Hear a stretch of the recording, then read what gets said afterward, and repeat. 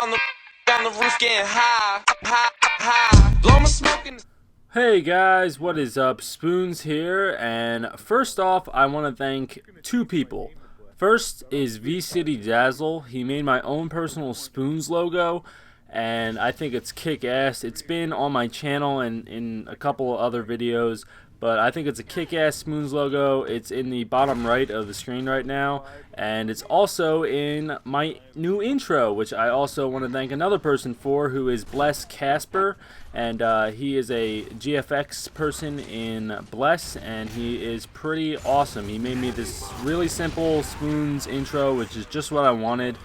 Just with my new logo, a white background, and just spoons to come up. Just very simple and just exactly what I wanted. So you guys can go check out Bless Casper and V-City Dazzle. Their links will be in the description, and definitely go subscribe to them. They produce some great content. Alright, so let's get into the topic of this video. Now, I want to talk about aliens.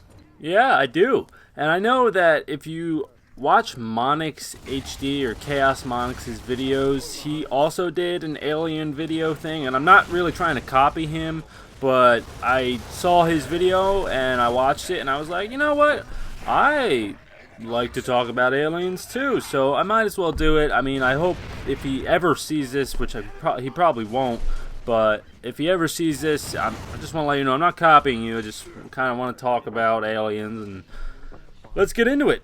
Alright, so let me start by saying that I believe in aliens. I think that they exist, and I think that if you don't believe they exist, you're just being dumb. Essentially, you're being pretty dumb. And if you're watching this video and you don't believe that aliens exist, then I can prove that you're being dumb. Alright, so basically I'm going to be reading a quote from George Carlin. Now, if you don't know who George Carlin is, he was a comedian who was he was a fucking genius. This guy was spot on about so many topics. I agree with him with mostly everything he says because he's just that smart. But he had something in one of his books that I want to read to you guys, and it has to do with aliens, and it also has to do with God. So I'm just going to read this quote, and you can let me know if you agree with him. I find it discouraging and a bit depressing when I notice the unequal treatment afforded by the media to UFO believers on the one hand, and on the other, to those who believe in an invisible supreme being who inhabits the sky, especially as the latter belief applies to the whole Jesus Messiah Son of God fable. You may have noticed that, in the media, UFO believers are usually referred to as buffs, a term used to diminish and marginalize them by relegating them to the ranks of hobbyists and mere enthusiasts. They are made to seem like kooks and quaint dingbats who have the nerve to believe that, in an observable universe of trillions upon trillions of stars and most likely many hundreds of billions of potentially inhabitable planets, some of those planets may have produced life forms capable of doing things we cannot do. What nerve! On the other hand, those who believe in an eternal, all-powerful being, a being who demands to be loved and adored unconditionally, and who punishes and rewards according to his whims, are thought to be worthy, upright, credible people.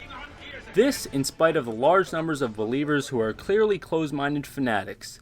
To my way of thinking, there's every bit as much evidence for the existence of UFOs as there is for the existence of God. Probably far more. At least in the case of UFOs, there have been countless taped and filmed, and by the way, unexplained sightings from all over the world, along with documented radar evidence seen by experienced military and civilian radar operators.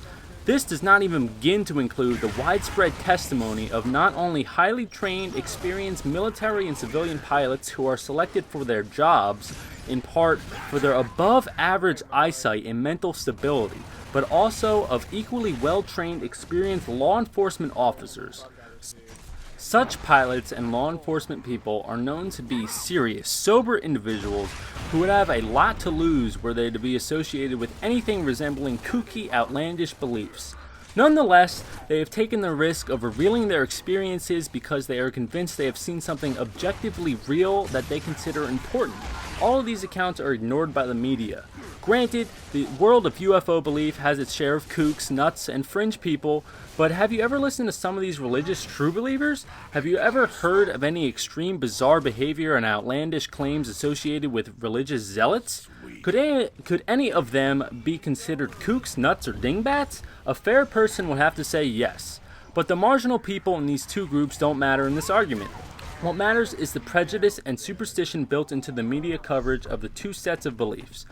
One is treated reverently and accepted as received truth. The other is treated laughingly and dismissed out of hand. As evidence of the above premise, I offer one version of a typical television news story heard each year on the final Friday of Lent. Today is Good Friday, observed by Christians worldwide as a day that commemorates the crucifixion of Jesus Christ, the Son of God, whose death redeemed the sins of mankind. Here's the way it should be written. Today is Good Friday, observed worldwide by Jesus buffs as the day on which the popular, bearded cultural figure, sometimes referred to as the Messiah, was allegedly crucified and, according to legend, died for mankind's so-called sins. Today kicks off a holy weekend that culminates on Easter Sunday, when it is widely believed this dead Savior, who also, by the way, claimed to be the son of a sky-dwelling invisible being known as God, mysteriously rose from the dead, according to the legend, by volunteering to be killed and actually going through with it. Jesus saved every person who has ever lived and every person who will ever live from an eternity of suffering in a fiery region popularly known as hell, providing, so the story goes, that the person to be saved firmly believes this rather fanciful tale. That would be an example of an unbiased news reporting. Don't wait around for it to happen, the aliens will land first. So that's pretty much my take on this whole alien thing, and I do believe they exist, and I believe that if you believe in God, you better believe that aliens do exist. So basically that's it. Don't take any God-bashing things that I said. I'm not trying to bash God or anything like that, but thanks for watching, guys. Please subscribe, and Spoons out.